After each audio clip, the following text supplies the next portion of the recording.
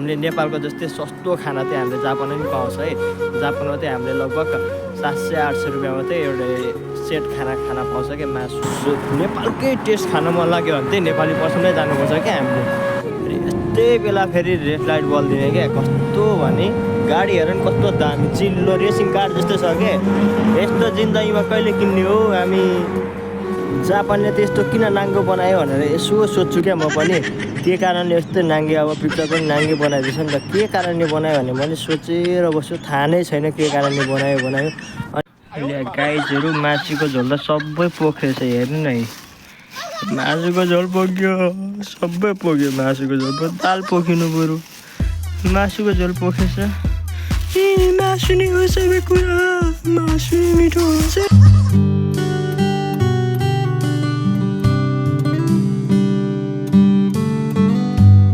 Hello everyone, good morning सबैजनालाई होइन। तपाईँहरू सन्चै हुनुहुन्छ होला, म पनि सन्चै छु होइन।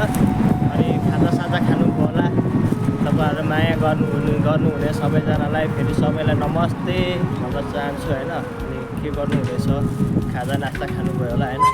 बिहान यता गुड मर्निङ त के भन्नु अब होइन, यतातिर चाहिँ भर्खर मर्निङ हुँदैछ। अनि आज चाहिँ म के गरिरहेको छु भने चाहिँ आज म नेपालीबाट एकदम नेपालको जस्तै मिठो खानाको लागि बाहिर लिनु गएको छु।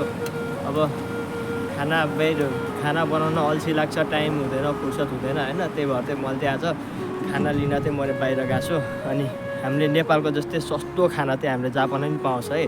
जापानमा चाहिँ हामीले लगभग 700-800 रुपियाँमा चाहिँ एउटा सेट खाना पाउँछ क्या, मासु, चिकन, दाल, भात होइन, माछा सबैहरू पाउँछ क्या त्यसमा चाहिँ। अनि यहाँ चाहिँ मैले भात राखेको छु। अब कस्तो छ भनेर मैले नि आज बस स्ट्यान्डमा लिएर जाँदैछु होइन। अस्ति आउँदाखेरि चाहिँ एकदम मिठो थियो, अनि आज चाहिँ कस्तो छ भनेर अनि चेक गर्नको लागि चाहिँ मैले चाहिँ लिएर आएको होइन।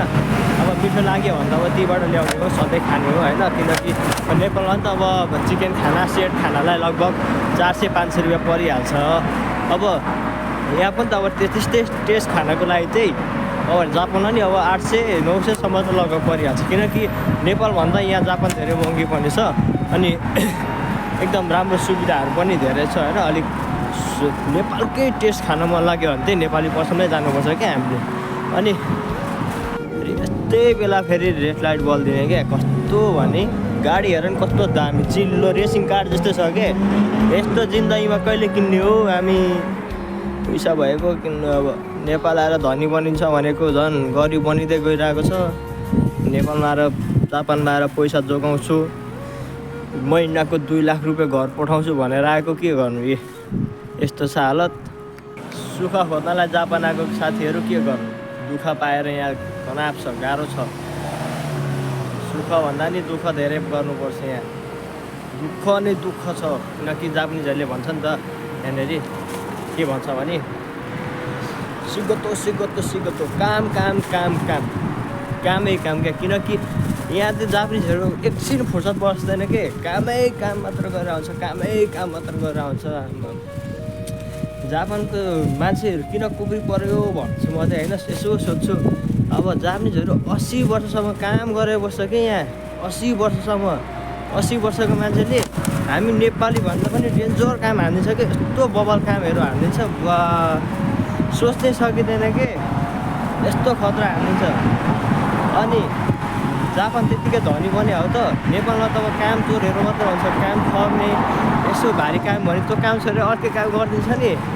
तर यहाँ त्यस्तो हुँदैन, जुन काम छ त्यही काममा लागिरहने हो क्या, आफ्नो काम। अनि अब चाहिँ खाना लिएर जाँदैछु रुमतिर।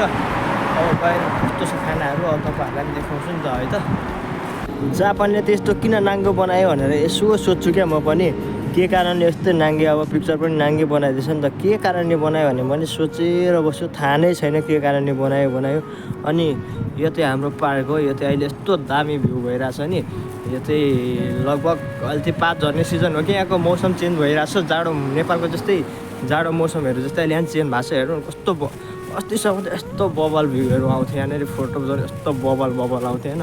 हामी चाहिँ लगभग फोटो खिच्नको लागि चाहिँ यिनीहरू आउँथ्यो क्या। अनि यहाँ चाहिँ राति भएपछि लाइटहरू हाल्यो हुन्छ होइन, यस्तो बबल लाइटहरू, त्यही माथि यस्तो हरियो रातो भ्यूहरू हेर्दा त अब कामबाट थाकेर हुन्छ, यस्तै भ्यू हेरेर नि मन शान्त आनन्द बनिदिन्छ कि अब होइन त। सबै यता रातै रातो लगाएछ है।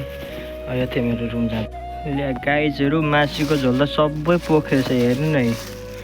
मासुको झोल पोख्यो, सबै पोख्यो मासुको झोल। दाल पोखिनु बरु, मासुको झोल पोखेछ।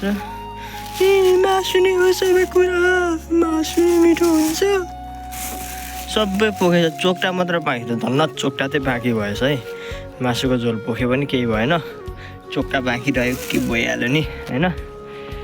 म चाहिँ भात खानको लागि आज जाडो छ नि त यहाँनिर चाहिँ, अनि जाडो मौसम भएर चाहिँ म चाहिँ यहाँ छतमा आएर बसिरहेको छु। अनि छतमा चाहिँ अब खानु पऱ्यो नि त भात सात होइन।